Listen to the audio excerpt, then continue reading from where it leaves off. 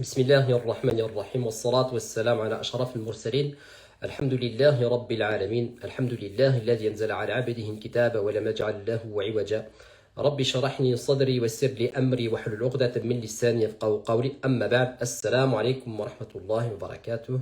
Et donc avant de vous présenter pour ceux qui nous rejoignent, je vais d'abord en réalité inviter la sœur Souheila pour qu'elle puisse nous rejoindre. Comme ça, même sont dans son audience pourront nous rejoindre, Inch'Allah, le temps que je puisse commencer mon propos.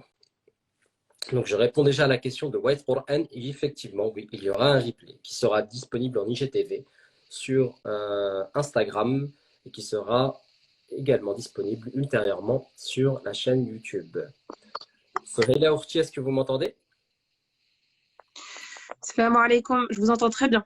Wa alaykum salam wa rahmatullahi wa barakatuh. Barakallahu fik de nous avoir rejoints. Je vais juste continuer mon introduction. On va laisser le temps à votre audience de se joindre à nous, Inch'Allah, et après je vous repasse la parole.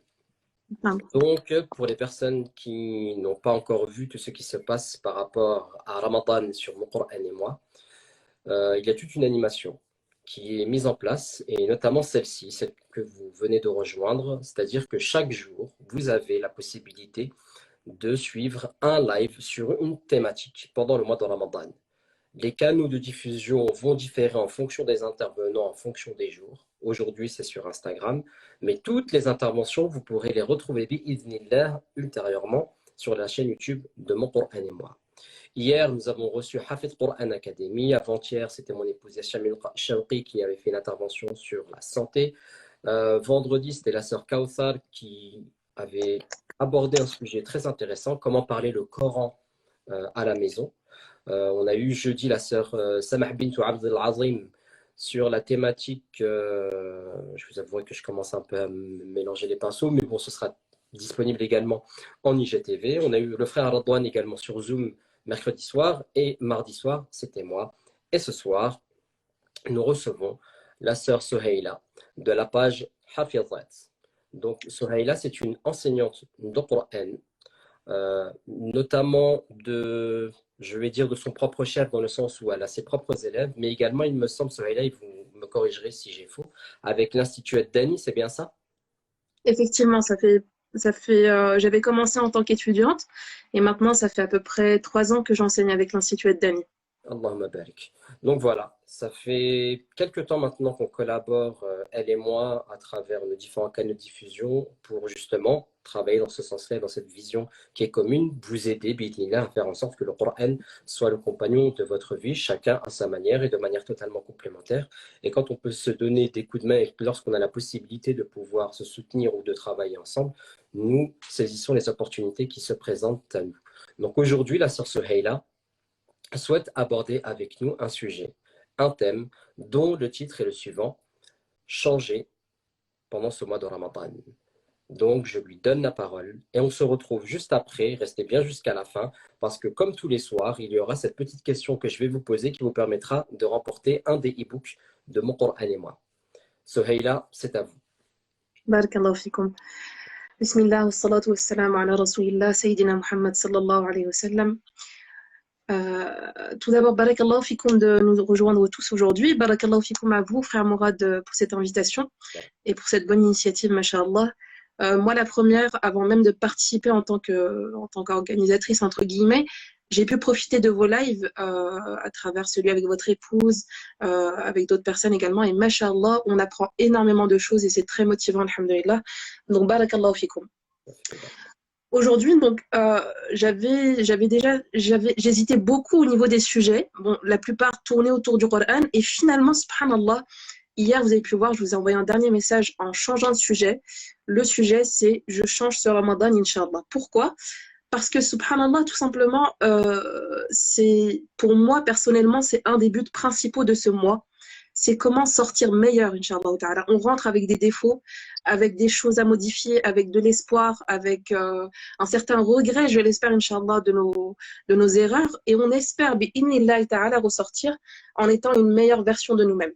Donc moi-même, en fait, je fais ce travail sur moi quotidiennement. Moi-même, tout ce dont je vais vous parler aujourd'hui, Je prends Allah subhanahu wa ta'ala à témoin que je l'applique avant tout sur moi-même. Et donc, je me suis dit, vu que c'est encore frais, pourquoi ne pas le partager aux autres? Et pourquoi est-ce que les autres n'en profiteront pas également de façon à ce que, Inch'Allah ta'ala, nous sortions tous de ce mois béni en nous ayant amélioré un minimum bi'idhnillahi ta'ala. Donc voilà, comme j'ai dit sur ma story, je vous ai conseillé à toutes et à tous de prendre une feuille, un crayon, un stylo pour prendre des notes. Super, barakallahu fikum. J'ai résumé cette intervention en 5 principaux points. Donc, je vais vous les partager au fur et à mesure, Inch'Allah. Donc, tout d'abord, en guise d'introduction, nous sommes, si je ne me trompe pas, le 7e jour de Ramadan. Hier, je m'étais trompée en story, subhanallah. Et donc, il ne nous reste que 23 jours pour changer et atteindre les objectifs qu'on s'est fixés au début de ce mois. Donc, Ramadan, c'est une occasion personnellement pour moi, pour vous et pour moi. Si Allah subhanahu wa ta'ala nous laisse l'occasion de le vivre cette année, c'est qu'il voit encore du bien en nous. C'est qu'il nous laisse encore cette chance de nous rattraper. Personnellement, subhanallah, quand j'avais perdu ma mère, rahimallah, en 2018, elle pensait encore vivre le Ramadan de l'année 2018. Malheureusement, malheureusement ou bien heureusement, Allahu a'lam, elle ne l'a pas vécu, elle a rejoint Allah subhanahu wa ta'ala. Encore ces dernières semaines, ces derniers mois avant de commencer le Ramadan, on a reçu des appels, des coups de fil, telle personne qui est décédée, le nombre de janazas auxquels on a assisté, des personnes qui étaient en pleine forme et qui ont eu le Covid, qui aujourd'hui ne peuvent pas jeûner le mois de Ramadan. Donc, alhamdulillah, faut vraiment ressentir cette ni'ma dont Allah subhanahu wa ta'ala nous fait part aujourd'hui, d'être là, aujourd'hui, le 7e jour, de jeûner ou pas, en fonction de celles ou de ceux qui peuvent, en fonction de leur raison personnelle. Mais alhamdulillah, Allah subhanahu wa ta'ala nous dit, voilà, tu as l'occasion. Donc maintenant, les clés, la balle est dans ton camp. Donc, comme vous le savez, et c'est souvent cette question également qui me revient, et si c'était mon dernier Ramadan? Si c'était mon dernier Ramadan, donc qu'est-ce que j'aurais tiré, qu'est-ce que j'aurais fait de ce mois-ci?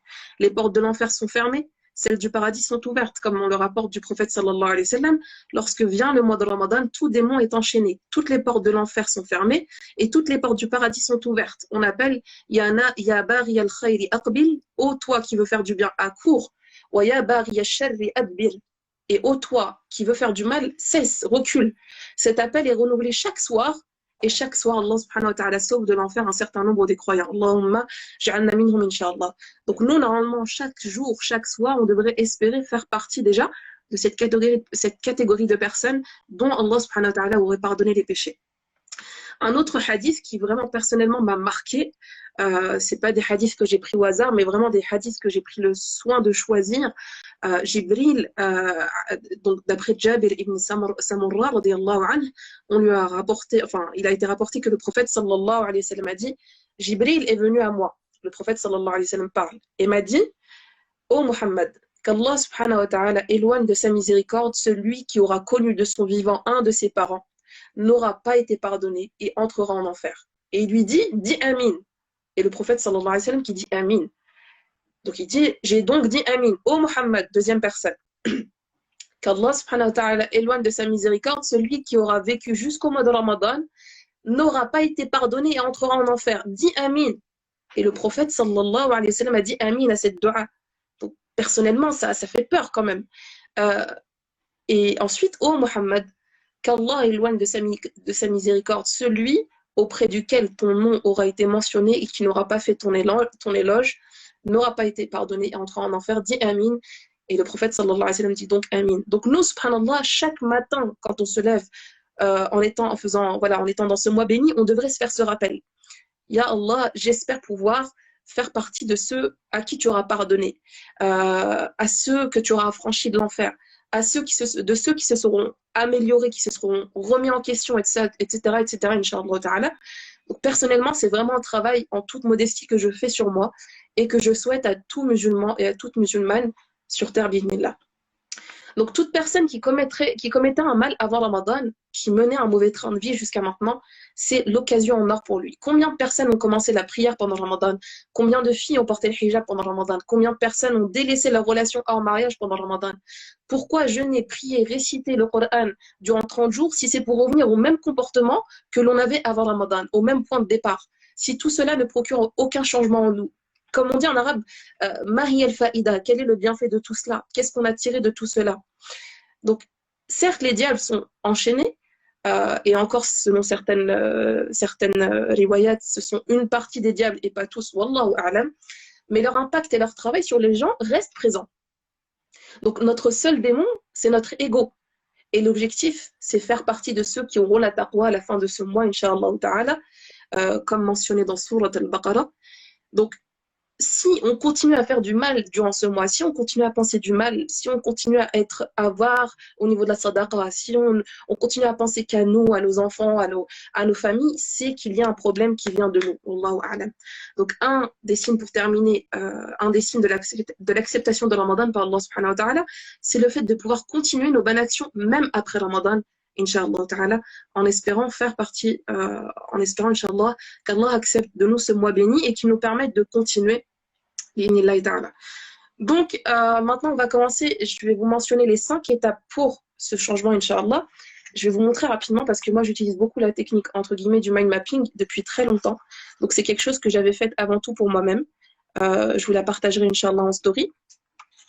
La première partie, se remettre en question, faire un état des lieux. Et faire cet état des lieux, en fait, des fois, c'est assez difficile de le faire quand on est, entre guillemets, dans le train-train quotidien. Personnellement, je prends mon exemple encore une fois. Comment j'ai fait? Je suis sortie de chez moi, bien évidemment en ayant prévenu mon époux, etc. Je suis partie dans un endroit reculé pendant quelques heures, un cahier, un stylo à la main, je m'isole et je me remets en question. Donc là, on va se remettre en question sur différents points. Donc, juste, je tiens à mentionner qu'il est important de reconnaître ses erreurs et ses manquements en toute transparence, mettre de côté sa fierté. Le cœur doit ressentir un sincère regret envers Allah subhanahu wa ta'ala. Cette sensation de vouloir pleurer, par exemple, mais on n'y arrive pas. Beaucoup de gens qui disent ça. J'ai envie de pleurer dans ma salat, dans mes du'a, mais ça sort pas. C'est qu'il y a un problème au niveau du cœur. Donc voilà, comme j'ai dit, s'isoler avec une feuille et un stylo et remettre tout cela en question. Différents points. Le premier, comment suis-je avec Allah subhanahu wa ta'ala?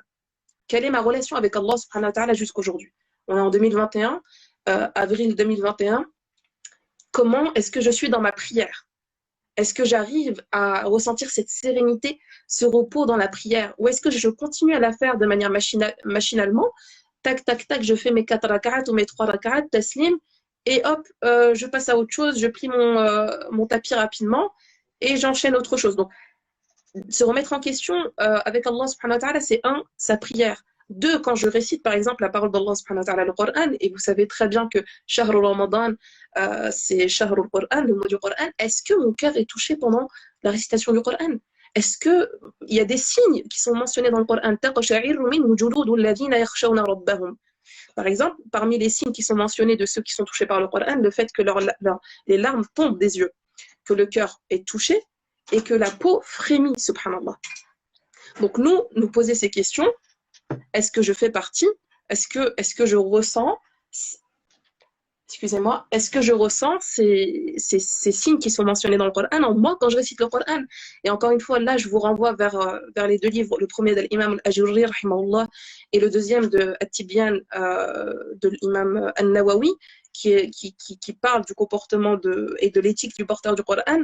Hier, on l'avait repris, je voulais partager en story une page du livre de l'imam al-Ajurri dans lequel il disait quand est-ce que je vais craindre Allah subhanahu wa ta'ala, quand est-ce que je vais avoir peur d'Allah subhanahu wa ta'ala quand il mentionnera les versets qui parlent de l'enfer, quand est-ce que j'aurai l'envie d'entrer au paradis quand je réciterai ces versets-là, quand est-ce que j'arrêterai d'être avare, quand est-ce que je le craignerai dans ma façon de dépenser, quand est-ce que voilà, c'est tout un ensemble de choses, c'est un questionnement qu'on devrait avoir lors de la récitation du Coran. Mon enseignante, Jazahullah khairan, nous disait que quand vous finissez le Coran, quand vous terminez le Coran et que vous l'avez fermé, hop, vous l'avez fermé, si vous continuez, vous partez dans votre vie, vous continuez de la même façon, sans modifier quoi que ce soit, sans vous améliorer, c'est que vous n'avez rien compris du Coran, et elle nous demandait de revenir et de rouvrir le Coran et de relire et de reméditer là-dessus. Donc voilà, le problème qu'on a aujourd'hui, Wallahu a'lam, c'est qu'on lit, et des fois en quantité, on a des huffaz dans le Coran, mais qui n'ont pas le comportement qui va avec, parce qu'il n'y a pas la méditation qui va avec, il n'y a pas la mise en question qui va avec, et il n'y a pas la pratique. La pratique, ça commence tout simplement par les proches, ma façon de parler avec mes parents, ma façon de parler avec mon époux, mon épouse, avec mes enfants, l'ibtissama, le sourire, partager sa nourriture, son plat avec ses voisins, c'est des choses vraiment simples, subhanallah. Donc avec Allah subhanahu wa ta'ala, je récapitule, la prière, le Coran, est-ce que par exemple quand je tombe malade, est-ce que le premier réflexe c'est d'aller prendre un Doliprane ou c'est d'aller faire une invocation? Ya Allah subhanahu wa ta'ala, guéris-moi. Ya Allah subhanahu wa ta'ala, accorde-moi la guérison. Quand j'ai faim, est-ce que le premier réflexe, c'est d'aller ouvrir le frigo ou de descendre à Auchan ou à Aldi ou je ne sais où, plutôt qu'avant, juste une invocation, juste même pas, juste penser à Allah subhanahu wa ta'ala, qui est Ar-Razzaq, qui est celui qui me donne la subsistance. Moi, je me remets en question là-dessus, sincèrement. Je me dis, c'est fou. Si je n'arrive plus à penser à ça, si on va directement vers les magasins, si on va directement vers les causes, il est rapporté par certains savants que c'est du shirk. Le fait d'associer, d'aller directement vers les causes au lieu d'aller avant tout vers le créateur de ces causes-là. Donc voilà cette chose-là. Mon yaqin en Allah subhanahu wa ta'ala, est-ce que je donne en craignant la pauvreté? Pareil, là, c'est qu'il y a un problème. Parce qu'Allah subhanahu wa ta'ala nous promet la richesse en donnant. Et Shaitan, lui promet au contraire la pauvreté. Donc voilà, se remettre en question avec Allah subhanahu wa ta'ala. Personnellement, depuis toute petite, j'ai été baignée, enfin, alhamdoulilah, j'ai eu la chance et l'honneur d'avoir des parents musulmans qui m'ont appris à faire la prière, qui m'ont encouragé dans le Coran et voilà, aller à la mosquée quand on est jeune, etc. Et alhamdoulilah, on m'a jamais mis des bâtons dans les roues comme on peut l'entendre dans plusieurs autres familles. Mais pareil, je me remets en question. Aujourd'hui, personnellement, j'ai 27 ans. Où est-ce que j'en suis dans ma relation avec Allah subhanahu wa ta'ala? Est-ce que j'arrive à faire qiyam al-layl? Est-ce que la prière aujourd'hui, elle est aussi lourde ou pas? Est-ce que j'arrive pendant Ramadan à faire des nawafil, des prières surérogatoires en plus? Quel est mon rapport avec le Coran? Quel est mon rapport avec mes élèves à qui j'enseigne le Coran? Quel est mon rapport à moi en tant qu'étudiante envers mon enseignante? Et tout ça, le rattacher à Allah subhanahu wa ta'ala. Parce que quand on craint Allah subhanahu wa ta'ala, on le craint dans tous les domaines de la vie. Donc ça, c'est le premier point, Allah subhanahu wa ta'ala. Le deuxième point, c'est moi-même, nafsi, pour remettre en question avec soi-même. Parce que malheureusement, aujourd'hui, pareil, on a, alhamdoulilah, cette science qui s'est développée, le développement personnel, etc. Il y a des choses bien dans ce domaine-là, mais il y a certaines choses aussi qui sont reprochables et auxquelles il faut faire attention. Ne pas prendre n'importe quel ouvrage et lire tout ce qui est dit, etc. et tout appliquer. Donc moi-même, effectivement, quand dans le développement personnel, on nous pousse à avancer le soi en premier, à penser à soi en premier, à penser à soi au détriment des autres. Des fois, c'est pas forcément ce que nous enseigne l'islam, mais Allah subhanahu wa ta'ala dit quand même dans le Coran وَلَقَدْ كَرَّمْنَا بَنِي آدَمَ.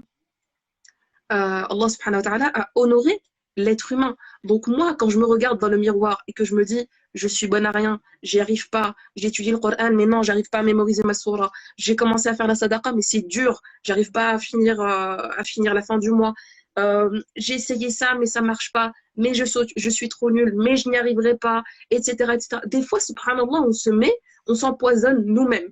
Des fois, on se met des bâtons dans les roues nous-mêmes. Et donc, c'est pour ça que en deuxième point, j'ai cité moi-même, parce que n'oubliez pas que ce corps qu'Allah subhanahu wa ta'ala nous a donné, c'est lui qui l'a créé. C'est lui qui a choisi ta façon d'être. Ton visage, c'est lui qui l'a façonné. C'est lui qui t'a donné les maladies par lesquelles il t'a éprouvé aujourd'hui. Et tout cela. Donc moi, qui suis-je pour venir me lever le matin et me dire non, je suis bonne à rien. Non, j'aime pas mon visage. Non, j'aime pas ceci. Donc, se remettre en question envers soi-même, c'est également ça. Et c'est également avoir confiance en Allah subhanahu wa ta'ala, puis avoir confiance en soi. Fermer certaines portes à Shaitan qui peuvent des fois nous empêcher d'atteindre certains objectifs religieux, spirituels qu'on pourrait se fixer. Le troisième point, personnellement, donc moi c'est vraiment un classement que je me suis fait moi-même, ce sont mes parents. Donc j'ai cité bien mes parents, sachant que vous savez que j'ai une mère qui est décédée depuis 2 ans à peu près, rahimahullah. Pourquoi? Parce que même quand ils sont décédés, on a un devoir envers eux. Quel est ce devoir qu'on a envers eux? C'est l'invocation. Pensez à eux dans nos invocations, prier, continuer cette sadaqa jariya qui est de laisser quelqu'un, un enfant pieux qui est là et qui invoque pour toi. Donc moi, pensez par exemple à ma mère, rahimahullah, ou dans d'autres cas, pour ceux qui ont perdu leur papa, leur maman, leurs grands-parents, etc., c'est de mettre en pratique tout le bien qu'ils nous ont transmis de leur vivant. Le simple exemple, pourquoi est-ce que j'ai donné lors du dernier concours un petit livret de Adhkar? Parce que c'est une des wasiyas de ma mère, rahimahullah. Ma mère, elle est partie brusquement, d'une minute à l'autre, arrêt cardiaque, 62 ans, on ne s'attendait pas du tout à sa mort, mais avant qu'elle parte, elle nous a laissé un impact. Quand on se levait le matin à 6 heures pour aller à la fac, La première qui était debout, c'était ma mère, assise par terre, en train de faire ses adhkar, avec son livret d'invocation. Elle le récitait tellement qu'elle l'avait appris par cœur, et pourtant ma mère n'a pas fait l'école. Je prends cet exemple parce que c'est celui que je connais le mieux, mais je sais qu'il y en a tellement plein d'autres, subhanallah. Donc, pensez à ses parents. Alhamdulillah, mon père est toujours en vie, invoquez pour lui, l'appeler tous les jours dès que je peux, ne serait-ce que 5 minutes, être obéissante envers lui, même quand on est marié, et vice-versa pour l'époux envers ses parents, lui offrir des cadeaux de temps en temps, ne serait-ce que de petites choses. Donc voilà, se remettre en question envers mes parents. Est-ce que je leur parle correctement? Hier, pareil, dans le livre de l'imam Al-Ajurri qui disait, en fait, il faut même regarder ses parents avec tendresse. Même le regard est important à travers notre façon de regarder nos parents. Donc nous, aujourd'hui, se remettre en question, quel comportement ai-je envers mes parents? Et plutôt que de faire dans le sens inverse, ce qu'on retrouve aujourd'hui, malheureusement, les enfants qui demandent des comptes à leurs parents. Et ça, c'est vraiment quelque chose qui se développe de plus en plus. Et c'est un des signes de la fin des temps. Donc voilà, moi, me remettre en question avec mes parents. Et sachez que quelqu'un qui n'a pas la satisfaction de ses parents, peu importe ce que peuvent dire les gens, Allahu a'lam, ne pourra pas vraiment réussir dans sa vie. Inna ridallah bi ridal walidayn. La satisfaction d'Allah subhanahu wa ta'ala va de soi avec la satisfaction de tes parents. Donc voilà, par exemple, un conseil sur lequel je terminerai, Inch'Allah, pour ceux qui ont perdu un ou deux de leurs parents, c'est qu'on peut toujours se rattraper. On se dit toujours qu'il y a des choses qu'on aurait voulu faire parce que les regrets viennent quand les parents partent. Mais se dire, j'ai l'occasion d'invoquer pour lui, j'ai l'occasion de changer moi-même, de devenir une bonne personne, ce sera sur le compte de mes parents. J'ai l'occasion de mémoriser le Coran, ce sera pour mes parents. Ses parents porteront, Inch'Allah, une couronne du paradis. Donc, il y a plein de choses qu'on peut faire. Et malheureusement, comme je vous ai dit dans le deuxième point, on se met des barrières nous-mêmes. Le quatrième point, dans le cadre du mariage, me remettre en question, donc moi envers mon mari et le mari envers sa femme. Est-ce que je remplis tous mes droits, tous mes devoirs? Est-ce que je fais tout ce que j'ai à faire en tant qu'époux? Est-ce que je fais tout ce que j'ai à faire en tant qu'épouse? Et subhanallah, des fois, le fait de prendre du recul, de sortir à l'extérieur de la maison, du train-train quotidien et de se couper, ça permet de se remettre en question. Et subhanallah, vous verrez votre époux et votre épouse d'une autre façon, avec plus de rahma, avec plus de miséricorde, vous aurez plus de regrets. Et voilà, donc ça, c'est très, très important. Après, je pense qu'il y a des spécialistes qui s'y connaissent beaucoup mieux que moi dans le domaine. Mais ça fait partie des 6 points que je vais vous citer ici. Le 5e point, les enfants. Donc moi, dans mon cas, je n'ai pas encore d'enfants.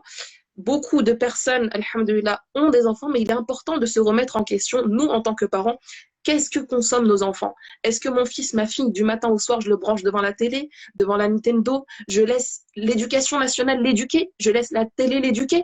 Je laisse l'école l'éduquer? Quel est mon rôle? Qu'est-ce que j'ai fait? Demain, quand je serai devant Allah subhanahu wa ta'ala, mon enfant pourra venir et me dire « Papa, maman, t'as pas fait ce que tu avais à faire. Papa, maman, tu m'as pas appris à faire la prière.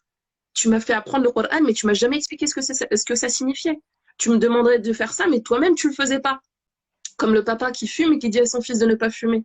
Donc voilà, se remettre en question envers ses enfants, et c'est tout un ensemble de choses, subhanallah, encore l'éducation des enfants. Et le 6e point, la famille et l'entourage. Et encore, là, j'ai oublié un point au niveau des parents. Moi, personnellement, au niveau des parents, je mets également les beaux-parents. Les beaux-parents ont une grande valeur et une grande importance également. Et on se doit d'avoir le même respect, même si, il faut dire ce qu'il y a, on a toujours ce lien en plus avec le papa, avec la maman. Mais il faut avoir ce comportement également et se remettre en question envers ses beaux-parents, envers lesquels on a également des devoirs. Donc voilà le 6e point, ma famille. Ça, je sais que pour le coup, ça a été mon mari, subhanallah, qui m'a fait le rappel récemment. Est-ce que tu penses à appeler ton oncle? Est-ce que tu penses à appeler ta tante, ta famille au bled, etc. Silatul Rahim, ça fait partie de ça également. Qu'est-ce qu'on attend? Est-ce qu'on attend que ce soit des personnes âgées qui nous appellent? Donc pareil, se remettre en question par rapport à cela. Allez les voir, même si eux ne viennent pas vous voir. Silul arham wa la taqta'uha. Allez les voir, faites la liaison de ces liens de parenté et ne les coupez pas. Parce que des fois, on les coupe involontairement. Involontairement comment? Et en commençant par moi-même, je suis tellement occupée. Je suis occupée par mon Coran, par mon programme, par Hafizat, etc. Eh bien, j'oublie des fois de répondre à mon frère, à ma soeur. Eh bien, non, il y a des priorités. Et on se doit de revoir ces priorités et de leur accorder un temps. Donc ça, c'est le premier point. Je me suis posée, je me suis remise en question. Je vous donne la preuve que je l'ai faite moi-même. Mon carnet que j'avais pris avec moi. Hein. Bon, je vais pas tout voir, je pourrais pas tout vous partager parce que ça reste personnel, mais voilà. Ramadan, l'année, etc. Et je me remets en question sur tous ces points-là. Le deuxième point, après, donc une fois qu'on s'est remis en question, normalement, le cœur, là, commence déjà à bouger un peu. Hein. Normalement, s'il y a encore du bien en nous, on l'espère vraiment. Et comme je vous ai dit, si on est là et on jeûne en Ramadan, c'est qu'Allah subhanahu wa ta'ala voit du bien en nous, alhamdoulilah. Le cœur commence à cogiter un petit peu. Donc, deuxième étape, faire le ménage. Personnellement, et je pense que mon mari le confirmera, je suis une accro du ménage. Je ne sais pas si c'est un bon point ou un mauvais point, Allahu a'lam, mais c'est vraiment un problème.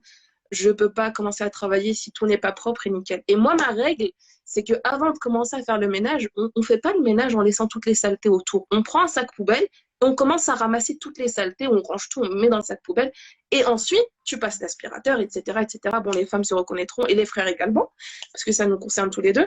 Mais ce que je veux dire, c'est que on peut pas venir, je vais pas venir et mettre du fébraise, c'est comme ça qu'on dit, dans ma chambre alors que tout est sale et rien n'est rangé. On peut pas venir et espérer devenir une meilleure personne si on n'a pas fait le ménage dans notre corps, dans notre cœur. Et le ménage du cœur, c'est quoi? C'est l'istighfar. Demander pardon à Allah subhanahu wa ta'ala. Si on veut que notre cœur soit touché par le Coran, si on veut pleurer pendant la prière, si on veut être plus apte et avoir plus de facilité à nous lever, à faire qiyam al-layl, à ce que Allah subhanahu wa ta'ala nous facilite les œuvres du bien, les actes du bien, parce que subhanallah, c'est vraiment quelque chose que j'ai remarqué quand on commence à changer, quand on fait l'istighfar, quand on se remet en question, bah, il y a certaines choses qui sont facilitées, qui commencent à venir petit à petit, même des idées, des inspirations, des choses qui viennent, qui venaient pas du tout avant. On avait beau avoir fait le meilleur des programmes, et aujourd'hui, c'est pas ce qui manque, alhamdoulilah, on a des programmes, des planeurs, des quiz, des lives, tout ce qu'il faut. Mais si on n'a pas fait le travail sur nous-mêmes, qui est l'istighfar, se repentir auprès d'Allah, demander pardon à Allah subhanahu wa ta'ala pour tout ce qu'on a fait, on ne pourra pas construire. On ne peut pas commencer à construire une maison sur de mauvaises bases. Donc voilà, comme je vous ai dit, la deuxième partie, c'est faire le ménage. Quand on souhaite, comme je vous ai dit, améliorer l'état d'une maison, on commence par retirer ce qu'il y a de mauvais, puis on fait le ménage, on nettoie, et enfin on commence à meubler, à y mettre ce dont on a besoin et à la décorer. C'est pareil pour le cœur. On fait l'istighfar. Et un des points qui est super important pour moi, c'est se rappeler des bienfaits dont Allah subhanahu wa ta'ala nous a comblés au quotidien. Nous, et ça c'est dans le naturel de l'être humain, on a plus de facilité à pointer du doigt ce qui nous manque plutôt que de mentionner et de regarder et de poser les yeux sur ce qu'on a. Et généralement, quand on pose les yeux sur ce qu'on a, contente-toi de ce que Allah t'a donné, tu seras le plus riche des gens. Donc des fois on oublie. Je vais au magasin, ouais, je veux ça. Ah oui, ça sera bien dans le balcon, ça, ce serait bien dans la chambre. Ça, c'est bien pour la maison, bled, ça, c'est bien pour... Mais rarement, on rentre à la maison et on dit, bah, alhamdulillah, j'ai un ordinateur pour pouvoir travailler. Alhamdulillah, j'ai la langue arabe pour lire le Coran. Alhamdulillah, j'ai pas de frein physique qui m'empêche d'étudier, d'apprendre le Coran, de faire la prière, parce que ce sont des mots auxquels font face plusieurs personnes aujourd'hui. Donc, remercions Allah subhanahu wa ta'ala pour les choses qu'on a avant qu'elles ne partent. Et je prends cet exemple pour plein de choses. Encore une fois pour les parents, n'attendons pas qu'ils partent avant de remarquer leur valeur. N'attendons pas que notre épouse parte avant de reconnaître sa valeur, que notre époux s'en aille avant de reconnaître sa valeur. N'attendons pas que ce Coran soit relevé, parce qu'un jour viendra où les Corans seront relevés auprès d'Allah subhanahu wa ta'ala. On pourra ouvrir tous les masahif, on ne retrouvera plus à l'intérieur. Pour se mettre à étudier le Coran, n'attendons pas que, comme on dit, subhanallah, des fois c'est en retirant le bienfait qu'on reconnaît sa valeur. Quand on perd l'eau chaude la dernière fois lors du live avec Samir Weldi, il nous avait expliqué que pendant son GR10, il n'avait pas d'accès à l'eau chaude, pas d'accès aux toilettes, bref, en totale immersion avec la nature. Mais en rentrant chez lui et en allumant le robinet, l'eau chaude qui coule, mais c'est du luxe. Et subhanallah, nous, quand on a une coupure d'électricité ou une coupure d'eau pendant quelques jours, et ben la douche qu'on prend après, on la savoure. Et c'est pareil, subhanallah. Remercions Allah subhanahu wa ta'ala pour les bienfaits dont il nous comble au quotidien et face auxquels on a été tant ingrats. La deuxième chose, c'est se rappeler combien de péchés j'ai fait pendant toutes ces années et combien est-ce qu'Allah subhanahu wa ta'ala les a cachés. Il y avait un savant qui avait dit, si nos péchés auraient une odeur, on ne pourrait pas s'asseoir l'un à côté de l'autre. Donc nous, aujourd'hui, on ne retient des fois que cette apparence qu'on a. je suis prof de Coran, je parle de moi encore une fois, je suis comme ça, j'ai la barbe, j'ai la sunna, j'ai fait ça, je fais mes prières, mais on ne retient pas les péchés qu'Allah subhanahu wa ta'ala ne montre pas aux autres. On ne voit pas comment la personne est derrière elle, chez elle, derrière son écran, avec sa famille, son époux, son épouse, ses enfants. Donc voilà, remercions Allah subhanahu wa ta'ala pour ces choses, as-sattar, qu'il cache aux yeux des autres. Parce que sinon, on ne pourrait pas vivre en société, subhanallah. Et chaque chose est faite par hikmah. Et quand, à partir du moment où on remarque ça, eh ben, je peux vous dire on revient à sa place. Ah oui, subhanallah, j'ai fait tout ça, et pendant tout ce temps-là, tu n'as rien montré. Tu n'as rien montré aux autres. Et bien, tout de suite, tu te calmes. Vraiment, tu te calmes. Tu reviens à ta place. Tu deviens humble. Et tu remercies Allah subhanahu wa ta'ala pour ça. Deuxième chose, voilà, donc ça, je vous l'avais déjà mentionné. Excusez-moi, je reviens dessus. Changeons notre mindset. Apprenons à voir ce que l'on possède déjà et non ce qui nous manque. Apprenons à être optimistes envers Allah subhanahu wa ta'ala et à espérer le bien. Je reviens encore dessus. Il fut un temps où les gens vivaient avec un sac de farine, de l'huile d'olive et quelques légumes, et alhamdulillah, ils étaient riches intérieurement, ils avaient tawakkul en Allah subhanahu wa ta'ala. C'est un exemple encore que je vous cite, un exemple personnel. J'avais un de mes grands-parents que je n'ai presque jamais connu. Mon grand frère m'a raconté, il me disait, il partait avec lui au souk, au marché, donc au pays, mais il partait et il revenait des fois avec le panier vide, donc il partait sans argent. Il n'a pas de quoi acheter, mais il part, il fait l'effort. Et il a tawakkul en Allah subhanahu wa ta'ala. Excusez-moi, il ne revient pas avec le panier vide. Des fois, il revient avec quelque chose qu'on lui a donné ou qu'il a réussi à se procurer ou échanger. Allahu a'lam. Ça revient à quel hadith? لو أنكم تتوكلون على الله حق توكله لرزقكم كما يرزق الطير تغدو خماصا وتروح بطانا. Si vous vous en remettiez en Allah subhanahu wa ta'ala, comme il convient de s'en remettre à lui, eh bien, il vous donnerait votre subsistance comme il la donne aux oiseaux qui quittent le matin leur nid, le ventre vide, pour revenir le soir, le ventre rempli, subhanallah. Et ça, encore une fois, est-ce qu'on le regarde? Est-ce qu'on médite dessus? Moi, à ma fenêtre, j'ai un nid avec des oiseaux, et rarement, subhanallah, des fois, je réfléchis, je regarde, je me dis, ils partent, c'est vrai, le ventre vide. Ils leur donnent leur subsistance. Et pareil pour nous. Donc, même en n'ayant rien sur ton compte en banque, même Covid ou pas Covid, confinement, pas confinement, que tu aies du travail ou que tu l'aies pas, toujours espérer avoir tawakkul en Allah subhanahu wa ta'ala. Donc, le troisième point, j'ai pas pu tout, je vais pas pouvoir tout développer, mais j'espère pouvoir en avoir l'occasion plus tard, Inch'Allah. Visualiser le nouveau mois après Ramadan. Donc là, pour rappeler, remise en question.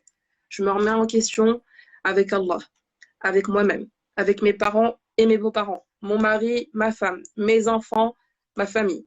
Deuxième point, faire le ménage en nous, istighfar, demander pardon à Allah subhanahu wa ta'ala. Faire le nettoyage, pardonner, demander pardon. Et si vous voulez qu'Allah vous pardonne, pardonnez vous-même aux gens.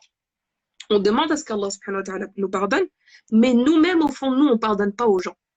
On a encore de la rancœur, on lui en veut encore pour la dernière chose qu'il m'avait dit, pour le dernier acte qu'il avait fait, pour ce qu'il avait fait la dernière fois. Comment est-ce que Allah tuhibbuna an yaghfira Allahu lakum, ne voulez-vous pas qu'Allah subhanahu wa ta'ala vous pardonne? Moi, je me suis posé la question au début de Ramadan. Un ou deux conflits, tu te remets en question, j'arrive pas à pardonner à la sœur. Mais est-ce que tu es prête? Qu'est-ce que tu attends? Comment est-ce que tu veux qu'Allah subhanahu wa ta'ala te pardonne si toi-même tu n'arrives pas à faire cet acte-là? Donc, deuxième point, on avait dit faire le ménage, istighfar, demander pardon à Allah subhanahu wa ta'ala. Troisième point, visualiser le nouveau mois après Ramadan. Et visualiser le nouveau mois, donc tout commence par l'esprit. Tout projet a d'abord été visualisé intérieurement. D'accord? Donc là, le projet, c'est vous. Le projet, c'est moi, c'est vous. C'est comment devenir une meilleure personne, Inch'Allah ta'ala, après ce mois béni. Donc, encore une fois, isolez-vous, fermez les yeux, visualisez-vous. Comment est-ce que j'aimerais me voir? Aujourd'hui, je suis comme ça. Comment est-ce que j'aimerais être? Eh bien, ça peut être plusieurs choses. J'aimerais avoir, je ne sais pas, 10 kilos en moins qui pourraient me permettre de mieux faire la prière, être plus à l'aise, être plus léger, me permettre d'être plus performant dans mes ibadats. Et pas, malheureusement, on a certaines personnes qui jeûnent en Ramadan pour perdre du poids, pour après rentrer dans leur tenue, etc. Attention à la niya. Attention à la niya. Perdre du poids pour Allah subhanahu wa ta'ala. Tout revient à Allah subhanahu wa ta'ala. Pour être en forme, ne pas tomber malade, prendre soin de ce corps qu'Allah subhanahu wa ta'ala nous a confié. Donc, s'imaginer avec cette perte de poids, par exemple. S'imaginer avec des vêtements mastour, légiférés, beaux. Inna Allah subhanahu wa ta'ala jamilun yuhibbul jamal. S'imaginer comme ça. S'imaginer pour ceux qui n'ont pas ça, avec une ambiance de dîne à la maison. Une ambiance minimaliste. Pas trop de choses. éloignez et retirez tout ce dont vous avez besoin, le surplus. Revenez à la simplicité qu'avait le prophète sallallahu alayhi wa sallam et dans toutes les choses. Par exemple, dans l'alimentation. Aujourd'hui, quand on voit ce qu'on mange, entrée, des repas, desserts et après de quoi digérer, c'est énorme. Donc revenons à la simplicité du prophète sallallahu alayhi wa sallam et vous avez pu voir également qu'à travers mes stories, je partage plusieurs partenariats à travers Saouda par exemple, j'aurai d'autres, Inch'Allah, d'autres choses à vous partager. Pourquoi? Parce qu'il y a des choses qui sont issues de la tradition prophétique qu'on met de côté. Et qu'est-ce qu'on fait? On va chez le médecin, ordonnance, pharmacie. Alors que on a des produits de base qui ont été mentionnés par le prophète sallallahu alayhi wa sallam, qui sont cités dans le Coran, qu'on n'utilise pas à la maison. Et là c'est qu'il y a un gros problème. Donc personnellement, mon mari et moi, en ce moment, on est vraiment dans cette phase de revenir à une alimentation saine, prophétique. En ce moment, je vous ai parlé de Saouda. On se fait une cure, par exemple, de 5 millilitres le matin et le soir de Habba Saouda pure. Et pareil, d'autres choses. La dernière fois, Zainab de Coran de mon cœur, elle avait mentionné At-tin ou Zaytoun, ce mélange-là. Donc voilà, revenir à cette simplicité. Comment est-ce que je me visualise également? Eh bien, je me visualise étant plus souriante, avoir plus de tawakkul en Allah subhanahu wa ta'ala. Quand on m'annonce, par exemple, une mauvaise nouvelle, eh bien que je souris. Alhamdulillah, khair. Alhamdulillah, ala kulli hal. Ça ira. Bi'inillah, Allah subhanahu wa ta'ala est avec moi, etc. Pouvoir réagir comme ça, c'est un travail. On n'est pas, faut dire ce qu'il y a, on n'est pas des anges, et c'est un travail que nous faisons toutes et tous sur nous. Donc voilà, et visualiser ça également, visualiser quoi? D'autres choses, vous me direz après en commentaire, Inch'Allah, d'autres exemples, je suis sûre que vous en avez plein. Pouvoir dépenser fi sabilillah. J'aimerais vraiment pouvoir sortir mon portefeuille et donner sans compter. Pouvoir ouvrir ma maison à des sadaqas, à des aumônes, pouvoir ouvrir ma maison à l'évocation d'Allah subhanahu wa ta'ala, à la récitation du Coran. Comment est-ce que je me visualise? Étant plus en contact avec la nature, moins en contact avec ses futilités, tout le temps sur nos ordinateurs, sur nos smartphones, etc. Avoir plus de rahma envers mon épouse, mon époux, être plus proche de mon père, de ma mère. Tout cela, visualisez-le intérieurement. Ce vous qui vous vient à l'esprit quand vous fermez les yeux ou quand vous êtes en train de vaquer intérieurement, psychologiquement, eh bien après, deuxième étape, il faudra l'écrire. Parce que 70%, la plupart des choses qu'on écrit ont, selon certains scientifiques, au moins 70% de chances d'être réalisées. Quand vous écrivez une chose, il y a beaucoup plus de chances qu'elle soit réalisée. Parce que vous l'écrivez, le cerveau l'enregistre, subhanallah. Et je pense qu'il y a beaucoup de scientifiques qui pourront confirmer cela, Inch'Allah. Donc ça, c'est rapporté vraiment par des musulmans comme les non-musulmans. Écrivez vos projets. Là, avant de faire le live, j'ai écrit tout ça. J'ai fait d'autres choses pour moi. J'ai le petit cahier de mon changement pendant Ramadan sur mon ordinateur. J'ai un fichier juste pour moi, pour voir tout ce que je dois améliorer, modifier en moi, Inch'Allah. Pourquoi? Hasibu anfusakum. Demandez-vous des comptes avant qu'Allah subhanahu wa ta'ala vous demande des comptes. Donc voilà, nous remettre en question tout cela, nous visualiser, écrire. Donc prenez, moi ce que je recommande par exemple, je l'avais recommandé en début du mois de Ramadan sur la page Hafidhat, prenez une feuille et écrivez comment est-ce que vous voulez ressortir de ce mois. Comment est-ce que vous voyez à la fin de ce mois de Ramadan. Et cette feuille, lisez-la tous les matins et tous les soirs. Parce qu'à force de répéter la chose, à force de la relire, de la lire, de la relire, de la lire, de la relire, les yeux s'y habituent, le cerveau y croit, le cœur commence à y croire et les actes suivent. Et j'avais fait un post là-dessus concernant le feed Instagram, concernant le danger des feeds Instagram, parce qu'aujourd'hui, on a des gens qui passent des jours, des heures à regarder des feeds avec des vidéos, des femmes qui ne sont pas forcément habillées correctement, des chansons à droite, à gauche, etc. Et on a des frères qui font ça. Mais ils ferment les yeux un moment, puis des fois ils font pas exprès, ça retombe dessus. Mais ils oublient l'impact du fait que l'œil s'habitue à ce genre de choses-là. Une fois, ma'alish, deuxième fois, ma'alish, troisième fois, attention, ça commence à s'habituer, quatrième fois, cinquième fois, sixième fois, jusqu'à ce que ça vienne en nous et qu'on devienne comme ces personnes qu'on critiquait au départ. Donc, il faut faire la même chose dans le sens contraire, positivement. Écrire comment on voudrait devenir, Inch'Allah, et la répéter. Donc, ces fameuses affirmations musulmanes, je tiens à préciser musulmanes, parce que faut pas que ça nous pousse au ana de Fir'aun, ana rabbukumul a'la, ou bien ana khayrun minhu, khalaqtani min nari wa khalaqtahu min tin. Ce ana du je suis meilleur que lui, faut pas en arriver à là. Et alhamdoulilah, c'est justement cet équilibre auquel nous pousse l'islam, nous pousse le Coran et nous pousse notre cher prophète sallallahu alayhi wa sallam. Donc voilà, écrire, c'est très important et surtout, n'oubliez pas, invoquer Allah subhanahu wa ta'ala tous les jours pour devenir cette personne. Ya Allah, permets-moi de devenir plus souriante. C'est vraiment quelque chose qu'on a oublié, de sourire. Sourire à un musulman, à une musulmane, lui passer le salam quand on est dans la rue, te lever, sourire à tes parents, embrasser le front de tes parents sans attendre une occasion particulière, sourire à ton fils et pas forcément lui faire des reproches à longueur de journée. Bon, je dis ça parce que c'est quelque chose que je dis aussi à mon frère, etc. Sourire, quoi d'autre? Ya Allah, permets-moi d'avoir tawakkul en toi, de façon à ce que dès que je tombe malade, je me retourne d'abord vers toi, puis après je vais aller chez le médecin. Ya Allah, permets-moi de garder espoir en toi dans toute situation. Même si on me retire tout ce que j'ai, ma maison, mon travail, mon appart, tout ce que j'ai, je garderai tawakkul et espoir en Allah subhanahu wa ta'ala. Donc tout cela, il faut le demander à Allah subhanahu wa ta'ala. Ya Allah, permets-moi d'apprendre la langue arabe pour étudier le Coran. Ya Allah, permets-moi d'être touché par le Coran.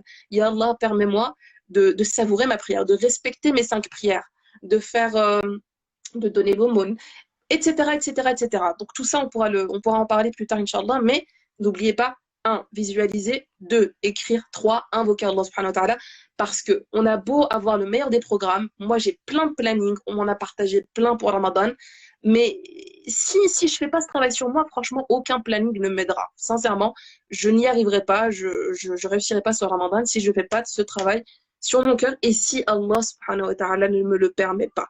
N'oubliez pas, Ramadan, c'est pas une équation mathématique, A plus A est égal à 1 plus 1 est égal à 2. Non. Si Allah subhanahu wa ta'ala ne veut pas, tu n'y arriveras pas. Donc fais les efforts. Demande à Allah subhanahu wa ta'ala et on espère, Inch'Allah ta'ala, avoir le résultat.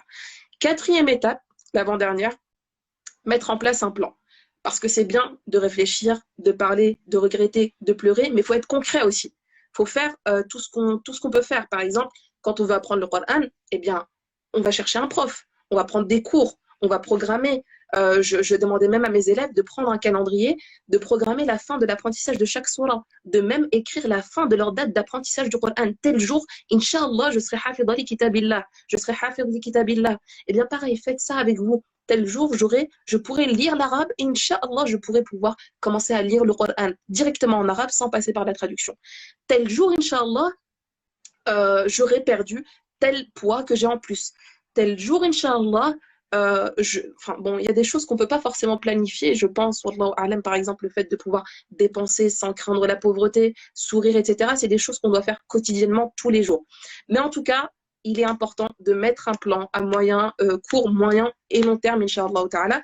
Et n'oubliez pas que même si on meurt entre-temps, ce qui est fort possible parce qu'on ne sait pas quand est-ce qu'on va mourir, eh bien, au moins, on aura mis l'intention. Au moins, on aura mis l'intention d'atteindre ce point-là, ce but-là, Inch'Allah ta'ala. N'oubliez pas, pour cette partie-là, la 4e partie, le point important, mettez-vous des objectifs réalistes, d'accord? Quelqu'un qui ne lit pas l'arabe, qui n'a jamais lu le Coran, ne peut pas se dire, je vais mémoriser 30 hizb du Coran pendant le mois de Ramadan. Non. Certaines personnes, si elles arrivent juste à lire Al-Baqarah, c'est excellent. Si elles arrivent à lire quelques versets par jour, avec constance, avec concentration, en essayant de se concentrer, d'être touché par les paroles d'Allah, c'est excellent. Donc voilà, fixez-vous des objectifs réalistes. Par exemple, je ne sais pas, se lever le fajr, objectif 40 jours. Tous les jours, pendant 40 jours, je me lève au fajr. Et généralement, quand on fixe un chiffre, eh bien, on est plus motivé à le faire, surtout quand on se lève, on coche la petite croix du planeur. Il y a des détails qui peuvent énormément aider. Et je tiens juste à revenir, subhanallah, sur les 30 jours du mois de Ramadan. Il est prouvé scientifiquement par plusieurs scientifiques et savants que l'être humain a besoin d'un mois complet pour changer une habitude, pour prendre de nouvelles habitudes. Donc, vous voyez la hikmah d'Allah subhanahu wa ta'ala à travers le fait que pendant ce mois, 1, on est en jeûne. Le corps se repose. 2, les shayatines ne sont plus là. 3, on a l'occasion pendant 30 jours d'améliorer et de revoir nos habitudes. Prier le fajr, prier les 5 prières à l'heure, faire des prières surrogatoires, sadaqa, sourire, invoquer, et tout cela. Donc là, on a vraiment l'occasion de les avoir en nous. Il faut juste continuer, Inch'Allah, après ce mois. Et le dernier point, 5, se tenir à ce plan et à ces nouvelles habitudes jusqu'à atteindre l'objectif souhaité, Inch'Allah ta'ala. Et n'oubliez pas, quand on arrive à un point, il faut toujours dire Alhamdulillah. Toujours dire Alhamdulillah. Si Allah subhanahu wa ta'ala n'aurait pas voulu, je n'aurais pas atteint ce point. Si Allah subhanahu wa ta'ala ne m'aurait pas aidé, je n'aurais pas atteint ce point-là. Et n'hésitez pas à vous récompenser avec des choses, bien évidemment, qui sont bonnes, qui sont halal. J'utilisais ça, je demande ça par exemple pour le Coran. Quand tu as mémorisé la dernière fois, ma nièce avait fini Juz Amma, on a organisé un goûter pour Juz Amma. Elle a eu des cadeaux, elle a eu un tapis de prière, un livre de Afkar, etc. Donc n'hésitez pas à vous récompenser quand vous attendez des objectifs comme ça. Euh, ça permet de se motiver. On reste humain. Il faut dire ce qu'il y a, on reste humain. On n'a pas encore ce niveau, Allahu a'lam, en parlant de moi-même, de pouvoir se passer de certaines choses. Wallahu a'lam. Donc remercier Allah subhanahu wa ta'ala, être constant et avancer de plus belle, Inch'Allah ta'ala. Voilà, par manque de temps, je n'ai pas pu développer plus que ça. Sincèrement, j'aurais voulu préparer encore mieux, Inch'Allah, ce live. Mais comme vous le savez, Ramadan, on a plein d'autres choses à faire à côté. Donc, je m'excuse s'il y a eu des manquements, s'il y a un bien, c'est d'Allah subhanahu wa ta'ala. Et donc, ce serait avec plaisir d'avoir vos retours, vos questions, vos commentaires, si bien sûr le frère Mourad est d'accord. Barakallahu fiki Sohaila, je vous remercie en tout cas pour votre intervention. Et concernant celle-ci, ce que j'ai beaucoup apprécié, c'est qu'on est sorti du cadre et du diktat des chiffres, ce que j'appelle le diktat des chiffres, dans le sens où à chaque fois qu'on va rentrer pendant le mois de Ramadan, on va vouloir se fixer fixant tout simplement des objectifs qui sont chiffrés. À savoir que voilà, il va falloir qu'on mémorise tant, il va falloir qu'on fasse tant de prières, il va falloir qu'on se lève à telle heure avec des chiffres. Et là, ce que j'ai bien apprécié, c'est que dans votre introduction, vous avez été dans une approche qui était beaucoup plus qualitative, dans le sens où effectivement, il y a des choses à réformer, il faut profiter de ce mois de Ramadan pour pouvoir se réformer sur ce plan-là, notamment sur le plan du comportement, sur le plan des défauts et sur le plan de tout ce qu'il y avait concernant les péchés. On a eu pas mal de questions, mais je vais vous demander pardon, mais on ne pourra pas les traiter. Si vous le souhaitez, on pourra prévoir ultérieurement, parce qu'on est quand même au 8e jour de Ramadan, non 7e. Je suis perdu avec les chiffres. Alors, moi, j'avais noté 7e, mais subhanallah, depuis que j'ai fait cette erreur, j'ai toujours peur de dire une bêtise. 7e, c'est le 7e, oui, parce qu'on a commencé mardi, qu'on est lundi, donc ça fait 7, non. Et demain, ce sera le 8e, Inch'Allah. Donc, si vous le souhaitez, ultérieurement, on pourra également proposer une session questions-réponses. Donc, avec plaisir. Avec plaisir. Donc, on verra avec Sohaila. Et puis, je poserai la question également en story Instagram pour savoir s'il y en a qui seraient intéressés, Inch'Allah.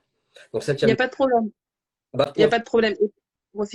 Et juste pour terminer, pour ceux qui avaient vraiment des questions un peu importantes ou des commentaires à partager, n'hésitez pas à me les envoyer sur ma page. Je prends en compte, je lis et je vous répondrai, Inch'Allah, en story. Donc, pardonnez-moi si je ne vous réponds pas à toutes et à tous, Inch'Allah. Barakallahu fikum. Et si justement vous ne l'avez pas encore fait, suivez bien la page Hafizat sur Instagram. Il suffit tout simplement de cliquer juste au-dessus. Là, normalement, vous avez mon nom, vous avez le nom, donc Hafizat, vous cliquez dessus, vous vous suivez. Elle partage, machallah, de très bons posts, de très bons contenus qui vous aideront et qui seront toujours meilleurs que, je dirais même 95 à 99% des contenus qu'on peut trouver sur Instagram, surtout pendant le mois de Ramadan. Sohaila, encore, barakallahu fiki. Je vais vous libérer, puis moi je vais passer à la deuxième partie. Inch'Allah. Salam alaikum. Wa alaykum salam wa rahmatullahi wa barakatuh. Donc je le répète, prenez bien le temps de suivre Hafizat sur un contenu, ce qu'elle partage est à la hauteur, ou la qualité est à la hauteur de la qualité de ce qu'elle a pu partager avec nous ce soir. Ça m'a fait super plaisir de pouvoir la recevoir et, bismillah, si vous le souhaitez également, on refera également une autre session avec elle. Ensuite, on va passer à notre concours avec notre petite question. J'ai eu quelques reproches précédemment avec les concours que j'ai pu faire ces derniers jours en me disant que les questions étaient quand même d'un niveau un peu élevé. Le principe étant bien évidemment d'apprendre quelque chose de nouveau, de pouvoir effectivement gagner quelque chose, mais surtout d'apprendre. Donc là, je vais quand même descendre le niveau pour pouvoir permettre à plusieurs personnes de pouvoir d'y répondre et de pouvoir gagner le lot. Donc je le répète, je vais poser une question. La personne la plus rapide de mon côté, d'accord, quand je dis la plus rapide de mon côté, c'est-à-dire que il se peut que de votre côté, sur le fil des commentaires, eh bien votre commentaire apparaisse avant le mien. D'accord? Moi, je ferai avec ce que j'ai sous les yeux. D'accord? Je vois quel est le dernier commentaire qui a été inscrit et je verrai donc le premier commentaire avec la bonne réponse qui aura été inscrit, Inch'Allah. aura remporté un des e-books de Mon Coran et moi. Donc cette question, je vais le dire, elle est très simple. Pour moi, elle est très simple. Et ce sera d'une certaine manière de mettre à l'honneur la sœur Souhaïla. Pourquoi? Parce qu'on mettra à l'honneur également les femmes et les femmes musulmanes. Donc cette question, elle est très simple. Quelle est la seule femme qui est mentionnée explicitement dans le Coran par son prénom? J'attends votre réponse. En attendant les réponses, eh bien, je vous rappelle juste que ce live sera disponible en IGTV, Inch'Allah, sur Instagram et sera disponible probablement dans la soirée sur YouTube, Inch'Allah. Donc, il y a déjà eu des réponses. Là, alhamdoulilah, il y a eu beaucoup de réponses. Alhamdoulilah, effectivement, il s'agit de Mariam et la première à avoir répondu, c'est la sœur Z Fatima 19. Donc, Fatima, Mbrouk Alik, mes félicitations. Je vous attends par email à mourad@moncoranetemoi.fr pour pouvoir vous remettre votre lot. Si vous savez déjà quel lot parmi les e-books de Mon Coran et moi vous voulez, dites-le moi directement. Si vous ne savez pas, il n'y a pas de problème. Je vous présenterai chacun des e-books de Mon Coran et moi et vous ferez votre choix. Demain, Inch'Allah, on se donne rendez-vous à 19h30. À 19h30 avec Abdel Karim de Vivre le Coran, qui va aborder, attendez, parce qu'il avait un sujet qui était très particulier, c'était l'importance de bien recevoir et transmettre les versets du Coran. Ce sera donc demain, mardi 20 avril, pour le 8e jour de Ramadan à partir de 19h30, et ce sera transmis de manière simultanée sur Instagram, sur Zoom et sur YouTube en direct. Si vous voulez également avoir toutes les nouveautés concernant Mon Coran et moi, que ce soit au niveau des interventions, parce que là on l'a fait sur Instagram, demain c'est de manière simultanée parce qu'on peut se le permettre avec Abdel Karim, mercredi par exemple l'intervention ce sera uniquement sur Zoom. Donc si vous souhaitez également, et franchement celle de mercredi, je vais un peu faire dans le spoil parce qu'habituellement j'annonce surtout du jour au lendemain, je vais faire un peu dans le spoil, ça va être une intervention qui va s'intituler « Les actes les plus aimés d'Allah ». Donc c'est à ne surtout pas rater, surtout l'intervenant, là par contre je ne vous le dis pas, je vous le dirai demain soir, Inch'Allah. L'intervenant, je suis pareil, vraiment content qu'il ait pu accepter, qu'on ait pu s'arranger pour faire une intervention commune. Quelqu'un que vous appréciez très probablement. Donc inscrivez-vous à la newsletter de Mon Coran et moi. Si vous êtes sur Instagram, vous allez directement dans le lien dans la bio, vous téléchargez notre e-book gratuit, vous serez directement intégré dans notre mailing list et vous recevrez les identifiants de connexion au fur et à mesure lorsque ça se déroulera sur Zoom. Si par contre vous voyez cette vidéo en replay sur YouTube, vous pouvez faire la même chose avec le lien dans la description où vous aurez la possibilité de télécharger toujours ce e-book gratuit, cette étape avant d'entamer votre voyage avec le Coran. Donc voilà, je vous ai donné toutes les informations. بارك الله فيكم سبحانك اللهم بحمدك أشهد أن لا إله إلا أستغفرك وأتوب إليك سبحان ربك رب العزة عما يصفون والسلام على المرسلين والحمد لله رب العالمين. Et je vous dis à demain Inch'Allah. صحفتكم, passez une bonne soirée. Wassalamu alaikum wa rahmatullahi wa barakatuh.